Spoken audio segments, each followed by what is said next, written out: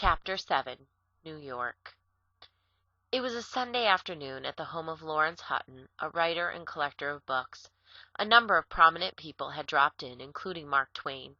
He stood among a cluster of guests, all of them awaiting the arrival of Helen Keller and Annie Sullivan, the wonderful child, as he put it, with her almost equally wonderful teacher, as if they were the celebrities and he was one of the fortunate few invited to meet them.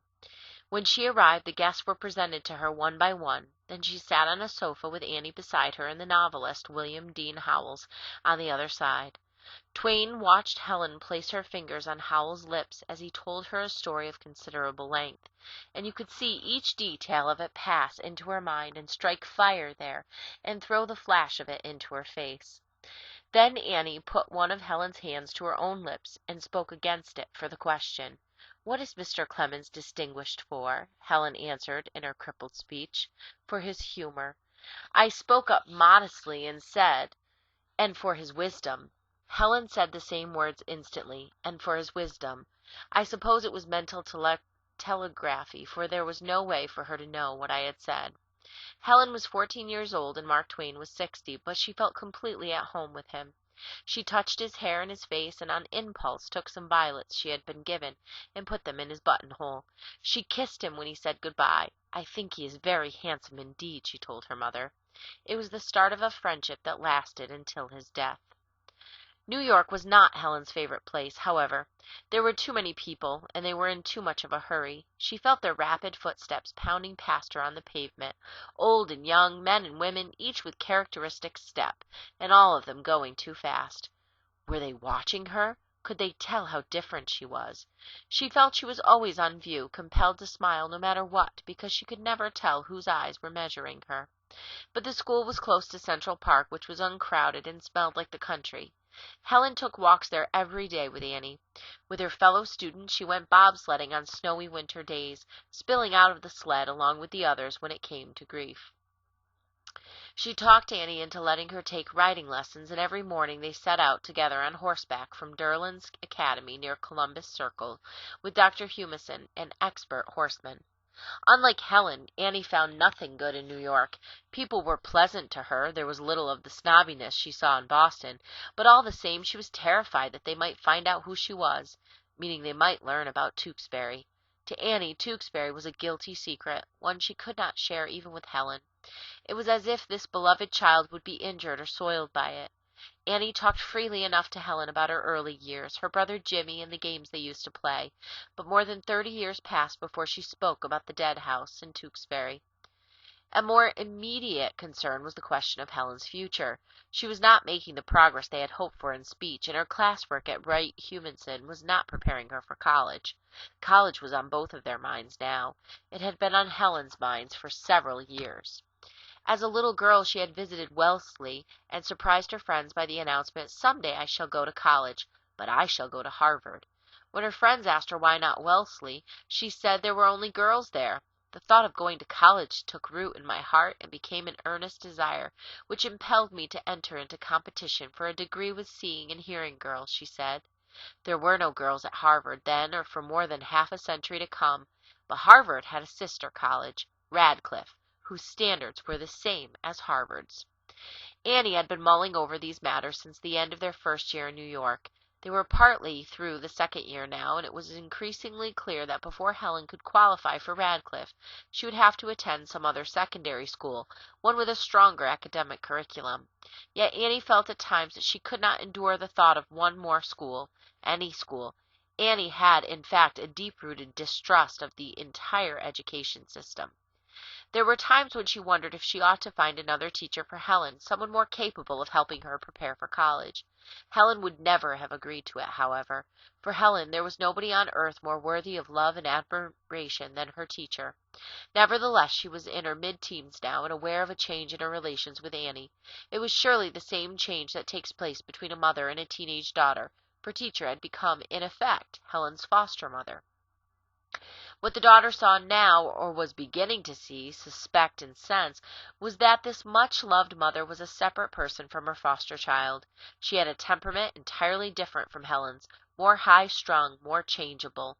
There were times when Helen felt alone and bewildered by some of Annie's peculiarities. There was a strangeness, she said, a something too subtle for words, was lacking in our relations to each other. Annie had that streak of what Helen called melancholy, meaning occasional bouts of black depression. When such a mood overwhelmed her, she would feel driven to escape from people, going to bed or taking long walks alone in the woods.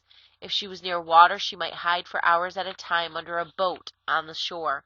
As soon as the mood lifted, she appeared to be her old self again, quick to anger. She was also quick to forgive. There is more to be said about this anger of teachers. In the years after Phantom was defeated, Helen held on to certain habits that Teacher was determined to conquer. The habits that make children repulsive, as Helen put it. This particular child was a nail-biter. She would not give up her nail-biting until one day there descended upon her a human whirlwind, who boxed her ears and tied her hands behind her back, thus shutting off all means of communication. It was the equivalent of taping shut the mouth of a normal child, since Helen could talk only with her hands at that time. Annie demanded the best and only the best from Helen. She expected star-quality performance every time. This expectation arose partly from love, partly because Annie was Annie, a magnificent teacher, yet a difficult and complex person. Helen was only now beginning to catch true glimpses of that person. Meanwhile, they discussed Radcliffe, without any idea of what Radcliffe's attitude would be once Helen was ready to apply for entrance.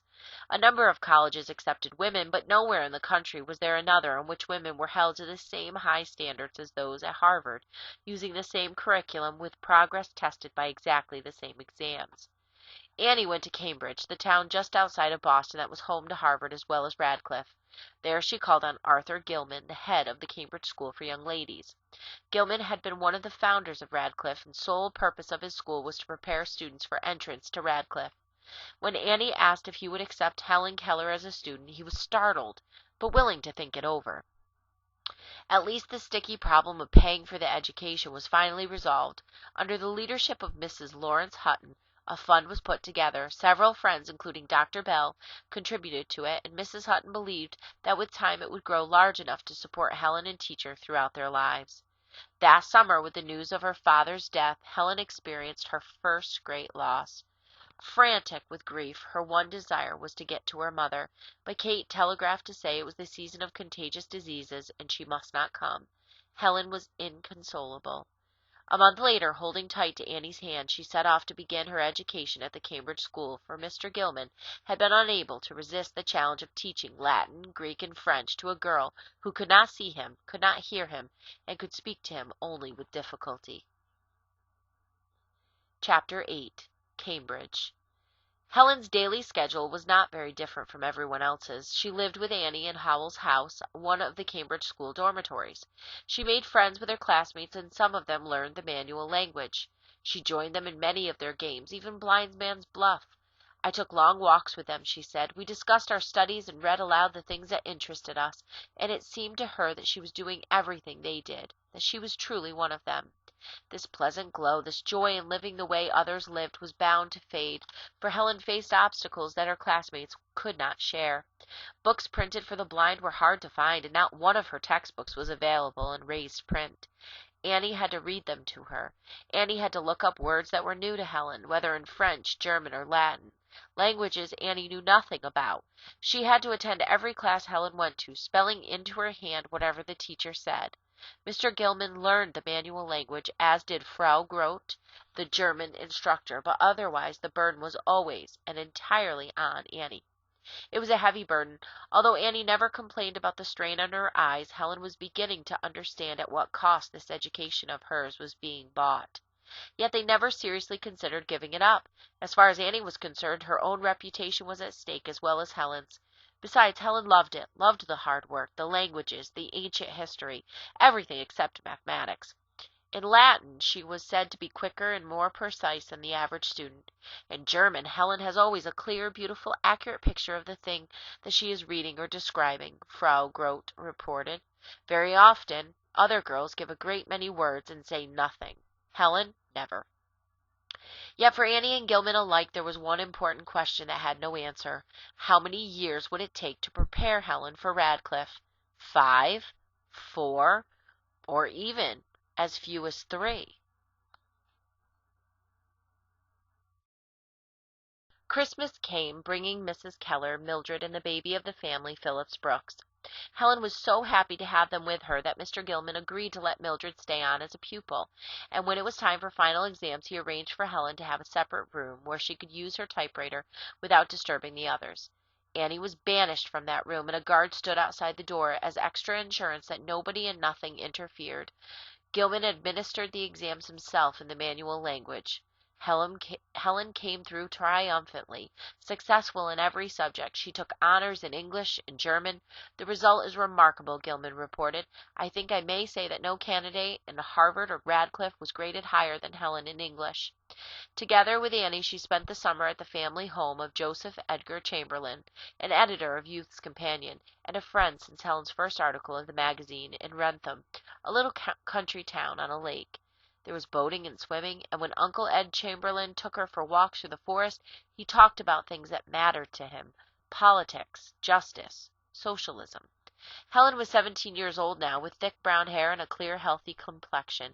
It was obvious from her eyes that they were blind, but otherwise she was a lively and attractive young person. She dressed the way her classmates dressed, and she enjoyed using their schoolgirl slang. A reporter who interviewed her at Wrentham noted, "Her enthusiasm for Radcliffe is most inspiring. If a Radcliffe student called upon her, her expressive face lights up and she says eagerly, 'So you study at Radcliffe.'" When the new term started, Helen learned she would be taking Greek, Latin, French, physics, geometry, algebra, and astronomy. 27 recitations a week, each lasting half an hour. In a very short time, debates over the weight of this program developed into a pitched battle between Annie and Gilman. Helen's classes were so much larger than the first years that none of the teachers could give her special instruction. There was a new machine for brailing algebra, and she had to learn to use it, also how to construct geometrical figures with a cushion and wires. Helen never had much sympathy with mathematics in any of its forms, and geometry in particular was a trial for her. There were times when all her courage drained away, when she was frightened and angry and ashamed of her anger after it passed. Yet Annie was convinced that all would come right in the end, that Helen would master these difficulties as she had mastered others. Gilman begged to differ. He and Annie had originally agreed that this second year's curriculum should be a light one for Helen, but when she succeeded so well with her exams, Annie came up with another plan. She wanted Helen to finish her college preparation the following year, meaning after a total of 3 years. It was the barest minimum that Annie and Gilman had ever considered. He was most reluctant, but said it could be tried. The result was the overloaded schedule with which Helen started her second year. Mrs. Hopkins came for a visit in November, saw Helen, and was thoroughly alarmed. In a letter to Gilman, she said the child was in what I might term a state of collapse. I think Helen is studying too hard. She spent her Saturdays and Sundays at work, which meant she was deprived of the companionship of her classmates, the girls she had started school with. She missed them and longed for them. For me to feel that Helen is not happy is like crushing my heart. Mrs. Hopkins went on, "Why did Mr. Gilman allow such a state of affairs?" Gilman wrote back explaining that the change of program was Miss Sullivan's idea, not his. As for loneliness, that too was Miss Sullivan's doing, partly because Helen was made to work so hard, partly because at Miss Sullivan's insistence they were now living in a different residence hall from the others. Mrs. Hopkins urged Gilman to ignore Miss Sullivan if he could not change her and do whatever he thought best. Dr. Bell came unexpectedly. Gilman told him Helen was in bed, had spent the whole weekend in bed, apparently worn out. The two men stepped in for a chat with her. Dr. Bell told Annie that Helen did not look well, that she was overworking. Her health and perhaps her life were at stake, he said. None of this registered on Annie, who stubbornly insisted that Helen was fine and healthy and would rise to every challenge. The harder the better. Arthur Gilman, seriously shaken by now, appealed directly to Mrs. Keller. In a letter that must have stunned her, he said the teachers had been warning him about Helen, that her work had fallen off, that her health was uncertain, and that Miss Sullivan seemed unaware of the danger. Mrs. Keller wrote immediately to Gilman and Annie, saying Helen's program must be cut back to what she could do without danger to her health. Sleepless, troubled by guilt, Kate wondered if she herself were at fault, if she had unwisely given too much authority to Miss Annie, whom she loved and admired, who had done such wonders for Helen's mind, but who had apparently ignored her physical well-being. Now that he had Mrs. Keller's solid support, Gilman felt free to act. Geometry and astronomy must be taken out of Helen's program. First he told Miss Sullivan about it. Then a week later he set it down formally on paper. In order that there may be no doubt in the matter, I have seen too many bright girls injured by overstudy to permit Helen to risk the penalty that would follow. It must have seemed to him that the weight of a terrible responsibility was now lifted from his shoulders. He had made an enemy of Annie Sullivan in the process, however. Although she said she accepted the change, she threatened several times to leave, sometimes with Helen, sometimes without her. Teachers reported that she was impatient with Helen. Annie herself told Gilman she was irritated by the stupidity that Helen showed at times. Helen said nothing about her teacher's impatience or irritability, at least not in her accounts of the Cambridge school, yet she was not unaware of Annie's difficult nature, the temper, the impetuosity, likely to be burst forth at the first sign of dullness in myself or anyone else. Once she described Annie as holding her darker moods well in hand like an animal trainer. But Annie's faults never mattered to Helen, who recognized them and did her best to put them out of her mind. They were far outweighed by Annie's virtues, the most important being that she had opened the world to Helen, and that she continued to sacrifice her eyesight for Helen. Besides, Helen loved her, and love excuses everything.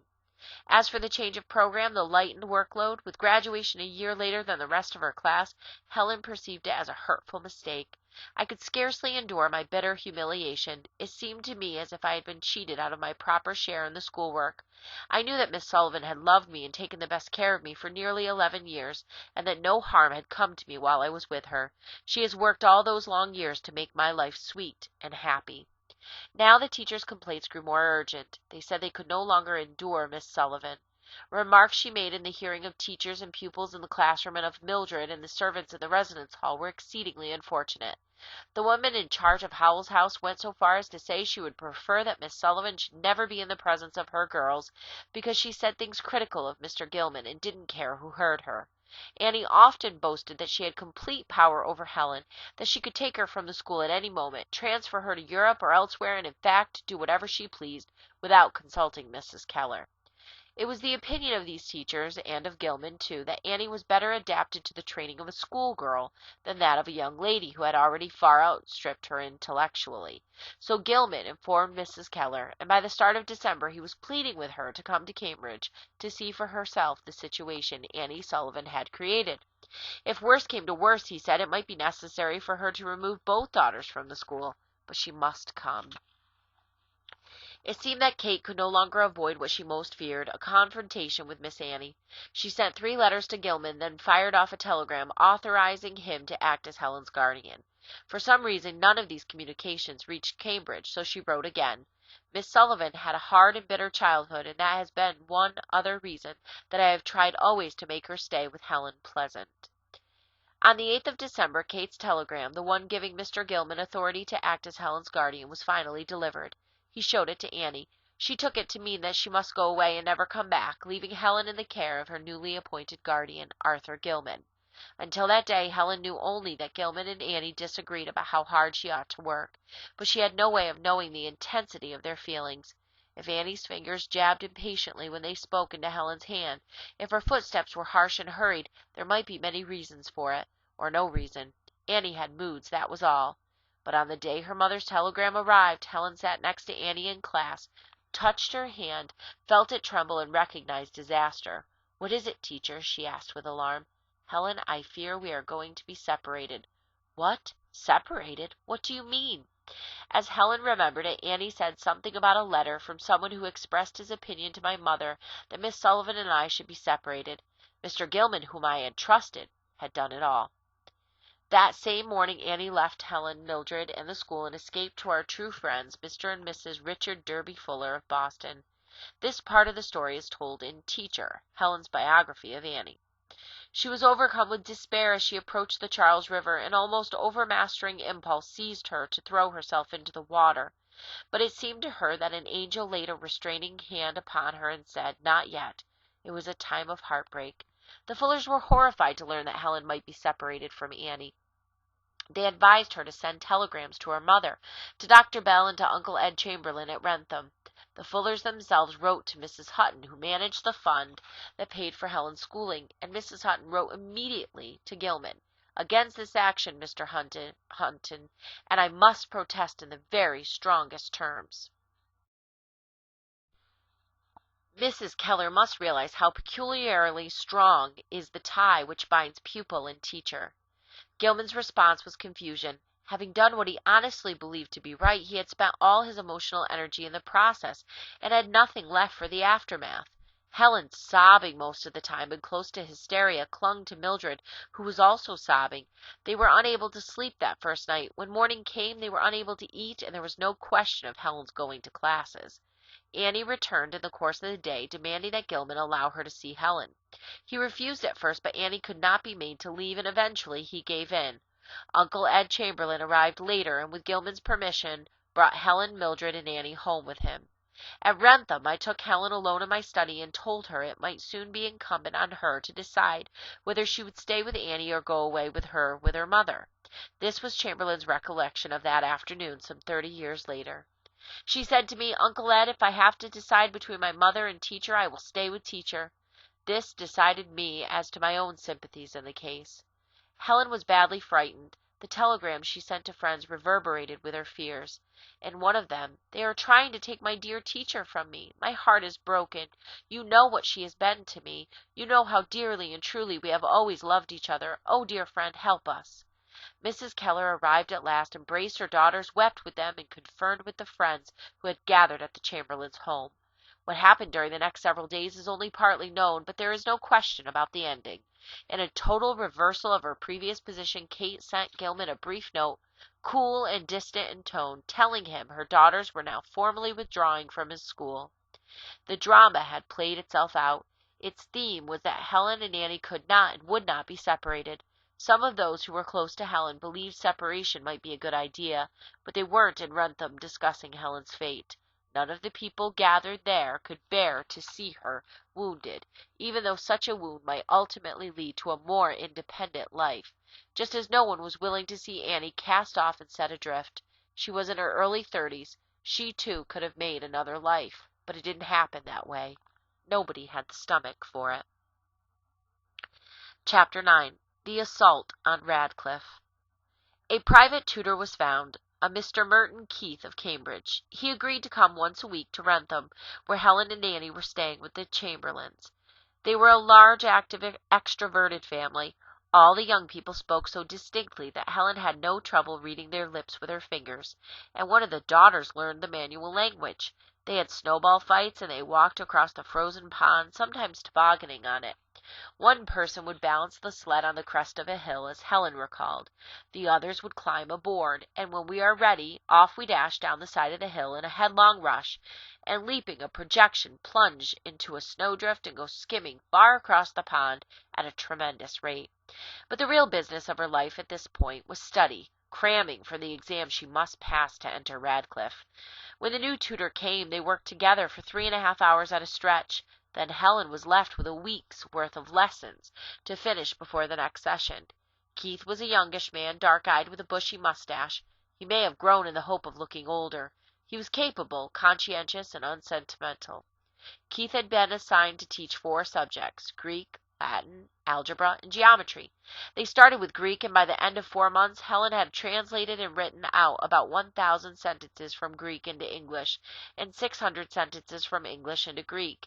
Keith believed that within a very short time she would be reading Homer with pleasure. Mathematics was another story. Friends wanted to know if there was any point to her going on with it, any hope of success in the entrance exams. The dean of Radcliffe was appealed to. The dean suggested that Helen might be allowed to substitute other subjects more congenial to her. Helen refused to do any substituting. She never enjoyed mathematics, couldn't see the use of it, and said so, but she considered it a challenge and would have been mortified at having to give it up. Her ambition and her confidence in her own power to master whatever she has once undertaken are 2 of her most marked traits of mind, according to Keith. So they attacked geometry using the system of bent wires and cushions that revealed to Helen the geometrical shapes others were able to see. Then, as Keith recalled, she had to carry in her mind the lettering of the figures, the hypothesis and conclusion, the construction and the process of proof. To keep the mind clear under such conditions is very hard. After seeing through the proof, perhaps by many trials, she had to record the results by her typewriter for the examiner. This, in itself, is a great task to do accurately. What was Annie up to while Helen did battle with geometry? Anxious and depressed at first, devastated by the ordeal at the Cambridge school, when for at least a moment she had been suicidal, Annie spent months reclaiming her peace of mind. But it did return, and by spring she was laughing and flirting with the young men who came and went from the Chamberlains' home. The future was uncertain, Helen wrote in describing her teacher during that time, but her doubts concerning me were lessening, and her grasp upon life was growing firmer, and she ceased to treat me as a child. She did not command me any more. In the journal Helen kept that winter, there are other signs that childhood was behind her. The physical changes had been apparent for some years. Now the inner changes that come with adolescence finally, belatedly arrived on the scene. Restlessness, seesawing between joy and the depths of misery, the sense of being a stranger to her own self. As a child she had faced life with radiant optimism. Now Helen wrote in her journal, "This morning I had no taste for breakfast, and I've had to use all my conscience what's conscience, anyway?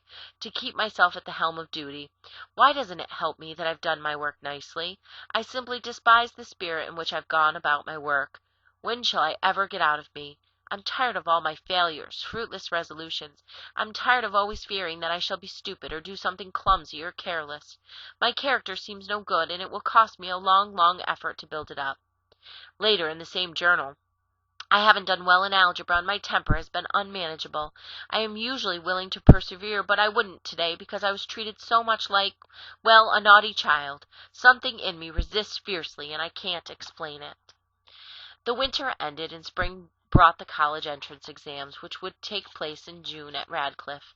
Mr. Keith and Helen had always assumed that someone would read the questions to her the way Gilman used to, in the manual language. Since Keith had never learned it, he thought Miss Sullivan was the logical choice. But no, the college authorities refused to have Miss Sullivan anywhere near the room during exams. Instead, they would be translated into Braille. Eugene Vining, a teacher at Perkins, would do the translating. A few days before the exam, Mr. Vining sent Helen a brailled copy of an old Harvard paper in algebra. There were several kinds of braille in use at the time, American, English, and New York Point, and Helen was familiar with all of them, but in math she had always used English braille, while Vining used American. The systems were quite different. She wrote to him explaining the problem, and by return mail he sent a table of signs that she learned or thought she learned. But on the night before the start of exams she found herself unable to distinguish bracket, brace, radical, and the various combinations of the three. Suppose she failed, bringing disgrace on herself and teacher. She knew there were a number of people eager to see Annie Sullivan humiliated, and she promised herself she wouldn't allow it to happen. Elementary Greek and advanced Latin were given on the first day, and Helen felt thoroughly at ease with them. But the second day brought geometry, then algebra. She had forgotten her watch, one specially designed for the blind, and without it she had no way of pacing herself. Even worse, the signs that she thought she knew somehow made no sense. Confused, fighting off panic, she managed to work through to the end. 10 days later, Helen learned she had passed every subject, and passed with credit in advanced Latin. When Mr. Keith heard the news, he called it an impressive achievement, a triumph of ambition stimulated by obstacles. But Helen's reaction was not triumphant.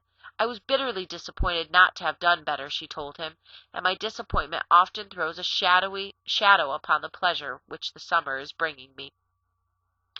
On July 4, 1899, a formal certificate of admission to the freshman class of Radcliffe was sent to Helen Adams Keller, but she did not enter that fall. Agnes Irwin, the dean of the college, was against it. Miss Irwin advised Helen to take a special course instead, one that concentrated on her own individual strengths, writing, for example, and Helen was persuaded, or half persuaded. Annie was not. Annie was up in arms. Helen was not wanted at Radcliffe, she said, because she had not done well enough on the entrance exams, and the reason for that was a conspiracy. Mr. Gilman had conspired with others to lower Helen's marks, so that she had honors only in Latin, when she should have had honors in several subjects. In Annie's opinion, Mr. Gilman was responsible for everything. But there was no need for a conspiracy to keep Helen out of Radcliffe. Cambridge was a small town. Everybody in it must have known about Annie and the Cambridge school. To accept Helen as a student would mean accepting the presence of Annie Sullivan, the same Miss Sullivan who had reduced Arthur Gilman, a founder of Radcliffe, to a quivering jelly. Meanwhile, Cornell University and the University of Chicago would be happy to have Miss Keller as a student, accompanied, of course, by Miss Sullivan.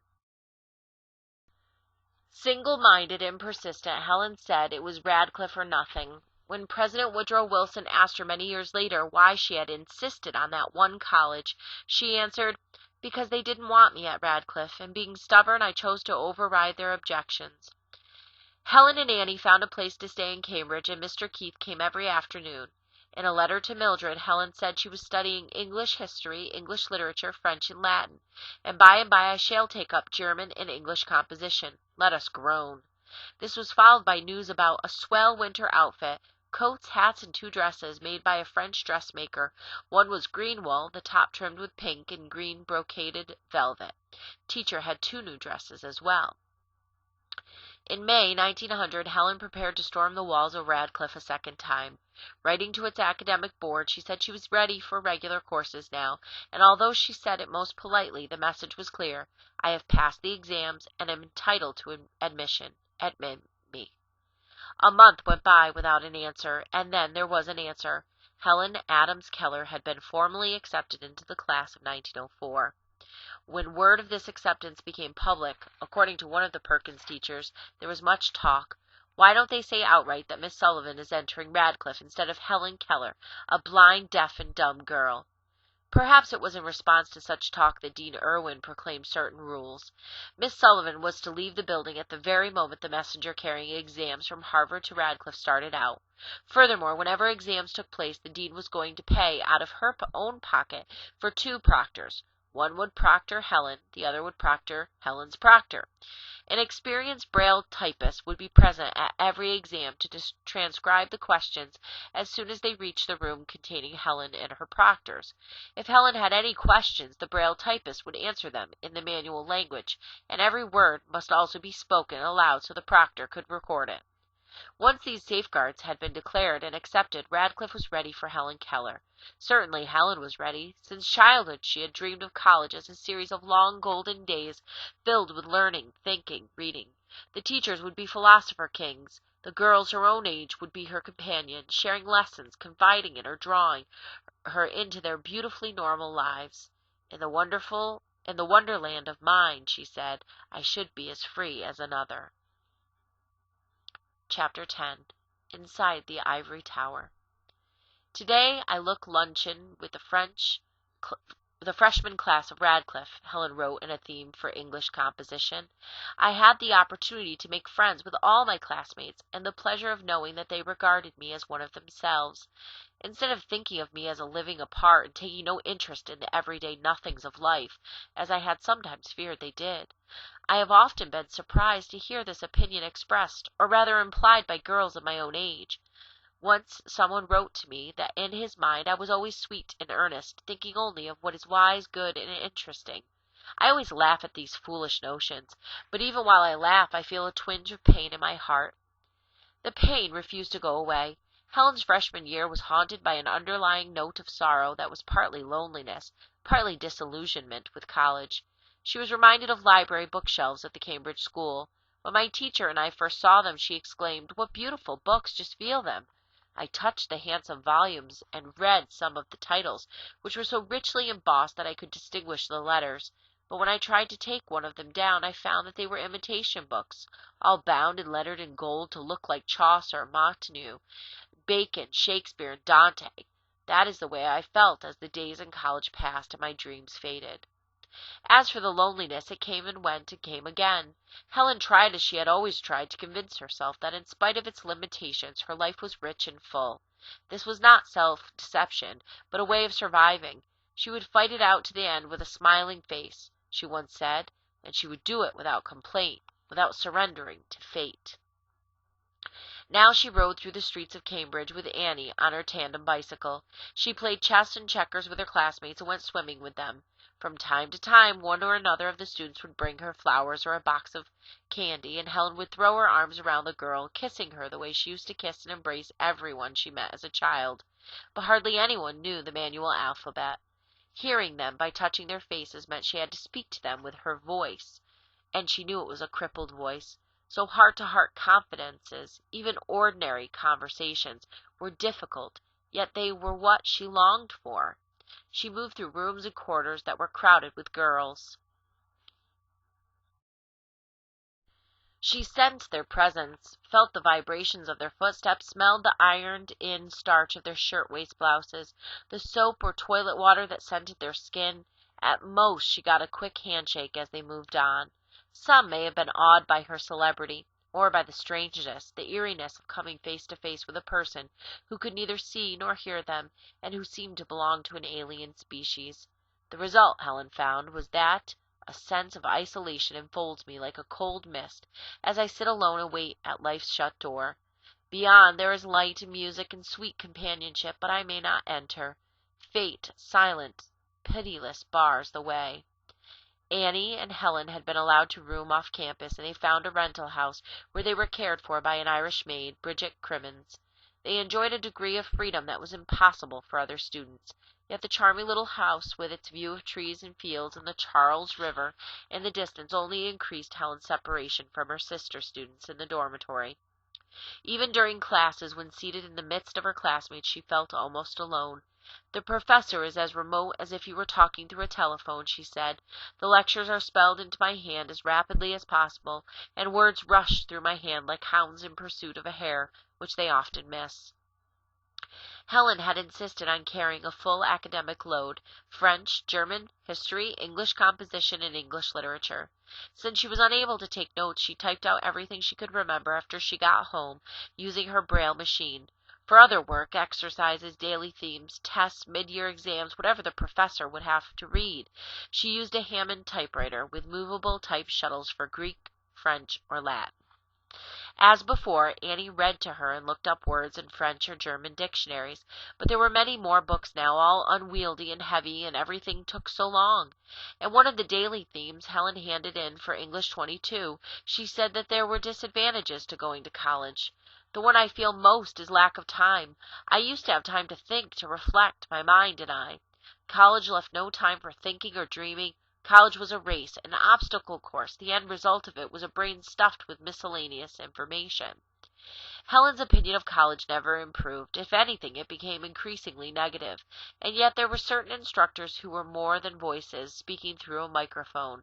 Copey, Dr. Charles Copeland, was one. Copey endeared himself to Helen by treating her the way he treated everyone, criticizing her severely, sarcastically, as few teachers dared to do. He expected his students to hand in daily themes, to be read, evaluated, and then returned. In Copey's opinion, Helen Keller was the best writer of freshman English themes he had come across, either at Radcliffe or Harvard. But at the same time, he was aware of something lacking, something personal, immediate. He wanted to hear more about her, less about what she had learned from books, and he told her so. Helen was so stung by this reproof that for a time she stopped writing themes. Then she sent a letter to Dr. Copeland. I have never been satisfied with work, she said, but I never knew what my difficulty was until you pointed it out to me. When I came to your class last October, I was trying with all my might to be like everybody else, to forget as entirely as possible my limitations. Now, however, I see the folly of attempting to hitch one's wagon to a star with harness that does not belong to it. From then on, she was resolved to be herself, she said, to live her own life and write her own thoughts. It wasn't easy. Helen continued to agonize over her theme writing. She was slow, she claimed. She had a slow, halting mind. She was a total mediocrity, uninteresting and unpromising. When she tried to write, ideas obstinately refused to flow. In fact, she found writing a burden, not a pleasure. And at times I hate it. It is this difficulty and no other that foils my efforts and frustrates the most ardent wishes of Miss Sullivan and myself. It makes me vicious at times. Yet she did write themes and submitted most of them, and it was her work that Copey read aloud to the class with more than usual pleasure. Freshman year led inevitably to finals, a serial nightmare, with Helen continually amazed at all the things she knew that were not on the exam. Yet she passed in everything. The first year had been filled with disillusionment and loneliness, but it was over, done with. The future could only be an improvement on it. She had the summer to recover. The Chamberlains were at Wrentham, not far away, and always welcoming. Nita Rhodes, a close friend, Helen's age, who was blind and lived in New York, persuaded her to visit often, and in Cambridge a social circle of sorts had grown up around Annie in the rented house. It consisted of young men from Harvard and MIT. Looking back on those years, Helen wrote about long evenings when she sat before an open fire with a circle of eager, imaginative students. drinking cider, popping corn, and joyously tearing to pieces society, philosophies, religions, and literatures. We stripped everything to the naked skeletons. The first beginnings of our political beliefs can be glimpsed in these discussions. There is something else as well, something that seems to glide in and out of her memories, never fully explained, only hinted at. A young man named Carl, who fed squirrels with her as they sat by the roadside and counted birds, tried to tap into her hand the sounds the birds made when singing. A young man named Patrick also appears. Then he and Carl melt into the crowd of others and are never mentioned again. But the subject of men her own age, and Helen's interest in them would be discussed at greater length during the course of that summer. With Annie, she was invited for a long visit to Alexander Graham Bell and his family at their country home in Nova Scotia. One evening Dr. Bell and Helen stood together on the piazza. Taking her hand in his, he told her, "It seems to me, Helen, a day must come when love, which is more than friendship, will knock at the door of your heart and demand to be let in." "What made you think of that?" "Oh, I often think of your future. To me you are a sweet, desirable young girl, and it is natural to think about love and happiness when we are young." "I do think of love sometimes," she confessed, "but it is like a beautiful flower which I may not touch, but whose fragrance makes the garden a place of delight just the same." She couldn't imagine a man wanting to marry her, she went on. "It would seem like marrying a statue." He patted her hand. "You are very young. If a good man should desire to make you his wife, don't let anyone persuade you to forego that happiness because of your peculiar handicap." Helen was greatly relieved when Mrs. Bell and Annie joined them and the discussion of love and marriage came to an end. Chapter 11. The Story of My Life. One morning, a few weeks after the start of Helen's sophomore year, she was called out of Latin class to meet someone by the name of William Alexander, an editor of Ladies' Home Journal, as it turned out. He said the magazine wanted to publish the story of her life in monthly installments. She would be handsomely paid. But that was out of the question, Helen explained. Her college work was all she could manage. "You have already written a considerable part of it in your themes," he said, which took her by surprise. "How in the world did you find out I was writing themes?" He laughed and told her it was an editor's business to be well informed, and it would be the easiest thing in the world, he went on, to transform those themes into magazine articles. Without a clear idea of what she was getting into, Helen soon found herself signing a contract that promised Ladies' Home Journal her life story in monthly installments for the sum of $3,000. $3,000! In her imagination the story was already written, already a classic. Money, success, fame. She was dazzled. Perhaps it was Dr. Copeland who told the editor about Helen's themes and suggested this autobiography in installments. But Annie, too, must have been partly responsible, for Helen would never have accepted unless Annie agreed. Little else of interest was going on in Annie's life at the time, only the grinding labor of getting Helen through her classes and through the mountain of homework. As for the classes themselves, Annie had had her fill of them. "3 times a week I drink in desperation at every pore," she said, in describing Helen's Shakespeare class. But an autobiography, one whose writing she could counsel and encourage, promised excitement. With the generous payment dancing like gold at the rainbow's end, the two of them set to work, Helen as writer, Annie as counselor and critic. By December the first installment was finished. Helen's infancy, her illness and isolation, the coming of Annie, the miracle at the well house. Most of this material came straight from the daily themes that Dr. Copeland had read and criticized, and Helen used suggestions for improving them. The editors of the journal were delighted with the result. It would appear in their April issue, and in the meantime they looked forward eagerly to the second installment. On her Braille machine, Helen had written about 100 pages of notes and episodes, and they became the basis for Chapter 2. Although it skipped back and forth in time and lacked any description of her early training in language, she knew these matters could be cleared up later. The journal expressed dismay. They needed a coherent second installment, they said, with a clear narrative line, and they needed it now. Helen realized she was in trouble, in deep water, and frightened out of my wits, as she put it. I was utterly inexperienced in the preparation of magazine articles. I did not know how to cut my material to fit the given space.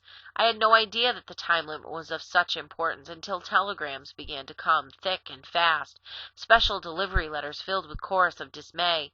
"We must have the next chapter immediately. There is no connection between page 6 and page 7. Wire the missing part." Annie tried to help, but knew nothing about editing.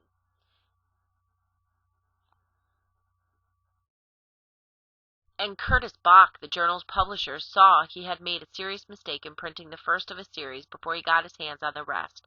It was then that one of Helen's friends brought up the name of John Macy.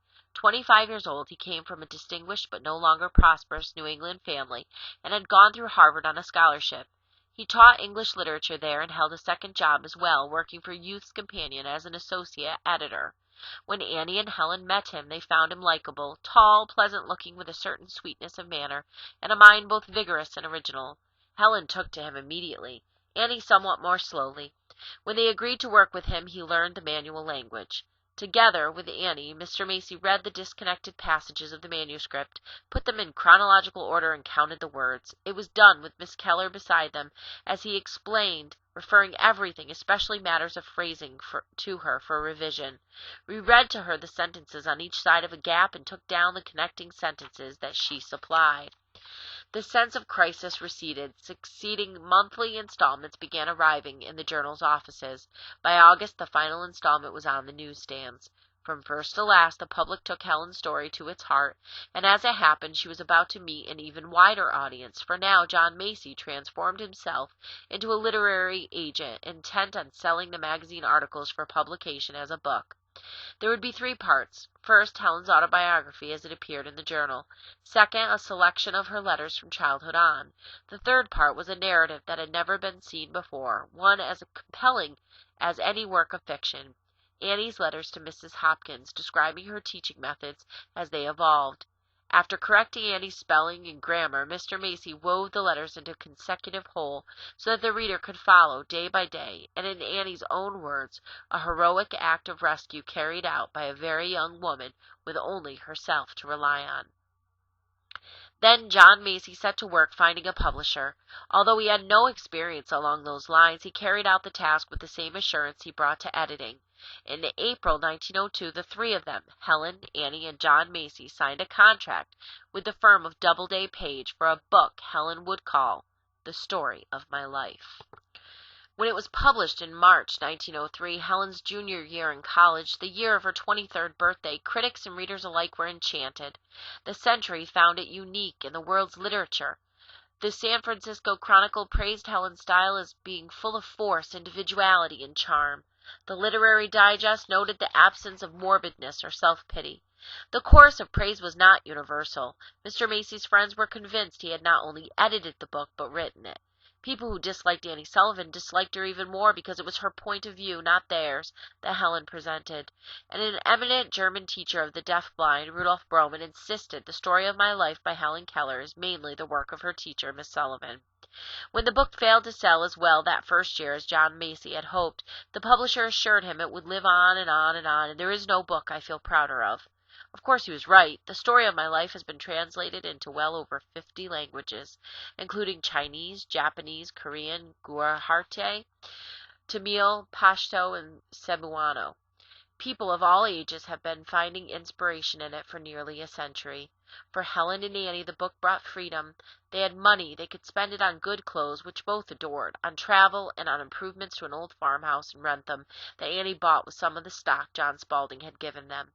Helen felt independent now, confirmed in her belief that women could and should pay their own way. All this time, while the book was being written, published, and reviewed, she had kept up her college studies. It was her intention to excel at Radcliffe. This was Annie's intention as well. In fact, Annie counted on Helen to rise to the topmost level of academic performance and repeatedly told her so. Helen was still certain that her college studies, literature, Latin, philosophy, mattered very much. The real world mattered. She needed to be part of it, to carry her full share of it as much as her disabilities permitted. To Helen this meant having work to do, for a human being who does not work is not a member of society and can have no standing in it, she said. To be so imbecile as not to know how to work, so crippled or defective as not to be able to work, makes life a burden, and Radcliffe was not preparing her for real work in the real world.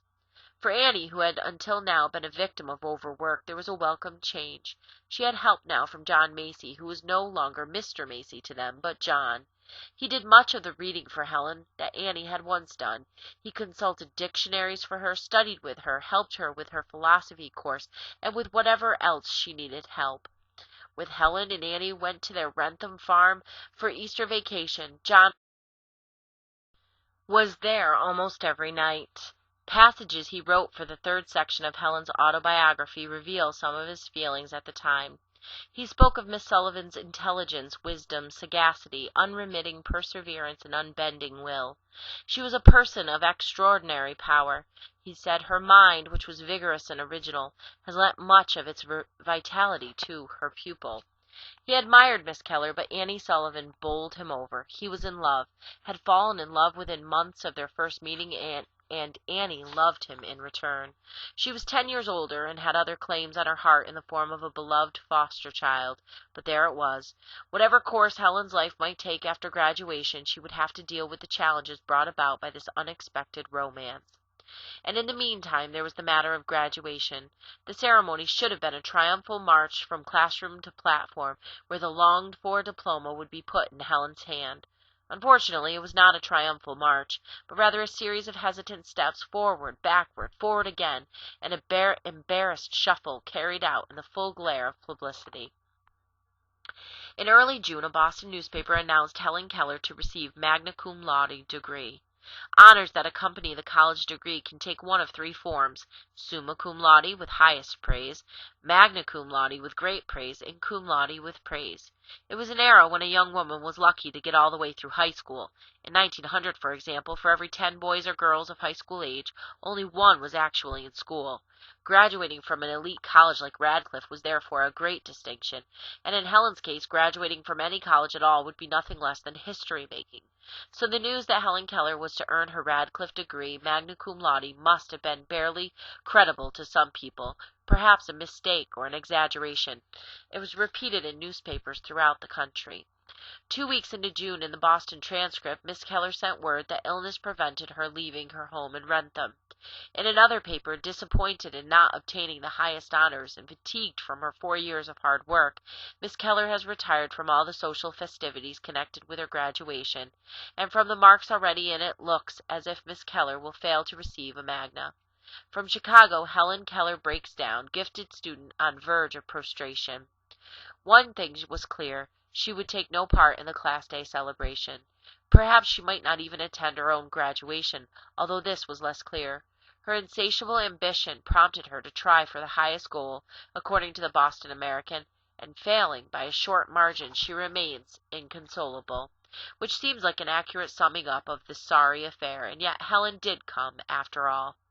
On the day of her 24th birthday she arrived with Annie in time to take her place in the line of 96 graduating seniors, all in caps and gowns. Mrs. Keller had been unable to attend because of illness at home, but a family friend was there watching as the seniors climbed the steps to the stage.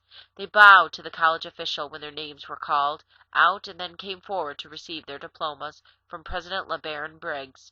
Ripples of applause and excited hand waves greeted each of the graduates. Then Helen climbed to the stage, guided as always by Annie.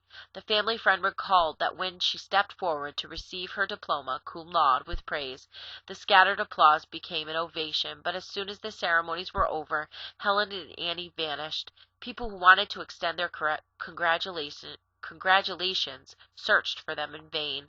Helen wrote many years later about her teacher's disappointment over my failure to attain the highest honor in every subject I studied.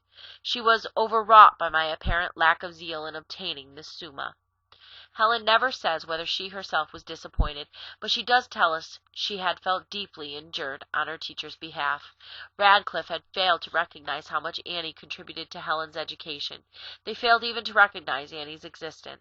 The pain caused by that indifference or thoughtlessness is still a thorn in my memory, Helen said more than 25 years later.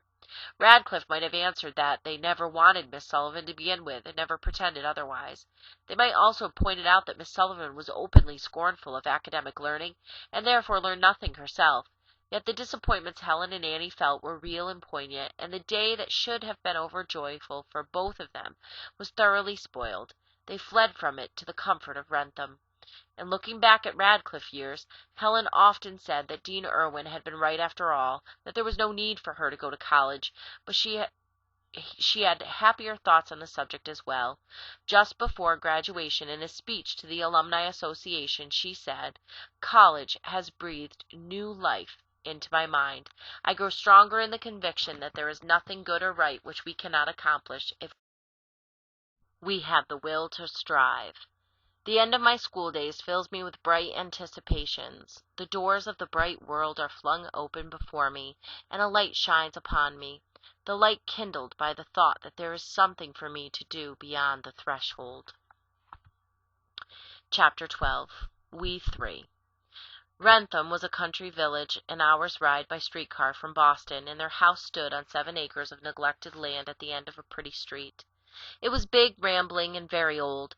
John Macy spent his vacation cleaning the barn out, fixing the barn doors, and making a bookcase that he sawed, planed, and painted. Local workmen transformed 2 pantries and a dairy room into a study for Helen, then built a long balcony outside her second-floor bedroom so she could tramp up and down in comfort when the weather was nasty.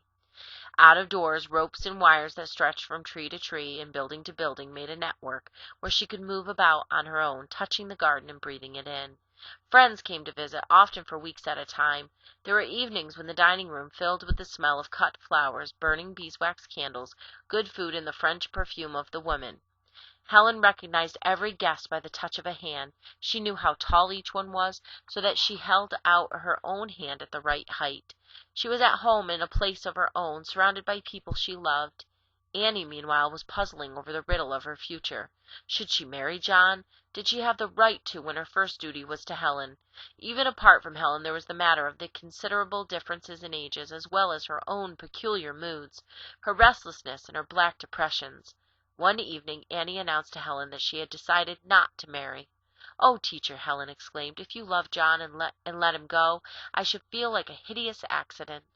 Annie's mind was made and unmade many times after that. John threatened to print "subject to change without notice" at the bottom of the wedding invitations. They were married at last, and with Helen's whole-hearted blessing. On the afternoon of May 2nd, 1905, in the flower-filled living room of the house at Wrentham, Dr. Edward Everett Hale performed the ceremony, with Helen standing beside him, while a friend translated into her hand. Then the newlyweds left for a brief honeymoon, while Helen went south with Kate. Several weeks later, John, Annie, and Helen were reunited at Wrentham. It was the start of a new chapter in Helen's book of life, a time when we three seemed to feel in each other's hand clasp a bit of heaven, as she wrote later to John. They were a family. Although they were tied together in unusual ways, the ties were strong and resilient. John was still Helen's mentor, the older and wiser brother who kept her informed about the chief happenings of the day, political, literary, and scientific. He read to her and went for long walks with her. They played chess together with a set that had been custom-made, the squares of the board cut out so that the pieces stood in them firmly, the white chessmen larger than the black so Helen could see, with a touch of her opponent's moves. Once, when she was tired, John sat up all night to type 40 pages of her manuscript and get them to press on time. When tempers were short, and it happened now and then, it was John who would say, "If we were not a trouble to each other, we could not love as we do." Snapshots taken during those years showed John sitting at a window with Helen opposite, while Annie leans against his shoulder. Helen is slender and erect, with a natural grace. Annie is sturdy, substantial, both women looking affectionately at him, but John looks directly at the camera.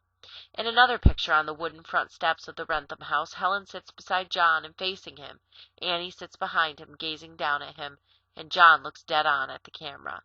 His hair is parted in the middle, and his lower jaw is very slightly thrust forward, very slightly defiant. The picture captures a characteristic of his, a habit of speaking out and telling uncomfortable truths.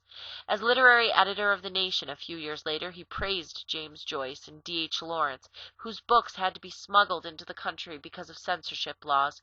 This rebelliousness must have been endearing to Helen. It was a quality she wished for in herself. About Annie, it was Helen's impression that marriage changed her for the better, that she was less guarded than she used to be.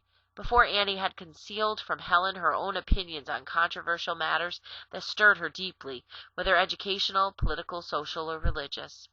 Now, for the first time in 18 years, they were able to argue as equals. When John read aloud in the evenings, teacher would spell her comments to Helen. The comments would lead to discussion. Discussion would sometimes flare up into a healthy quarrel. Helen believed in women's suffrage, but Annie was scornful of it. Helen's politics were progressive, while Annie's were conservative, as well as gloomy. Helen said that the more they talked, the less they thought alike. And it didn't seem to matter. They had reached that stage when mother and daughter recognized themselves as two adults, different in many ways and entitled to their differences. For Helen it was the start of a new kind of companionship with Annie. All three had their separate hopes for the future. Helen hoped for success in writing or some other field. It was still an open question, the one uncertainty being that she must earn her own living. John was building a career as a writer and critic. His poetry had already appeared in some of the best literary quarterlies. If he drank too much in those days, it never interfered with work. What Annie hoped and longed for was a pregnancy.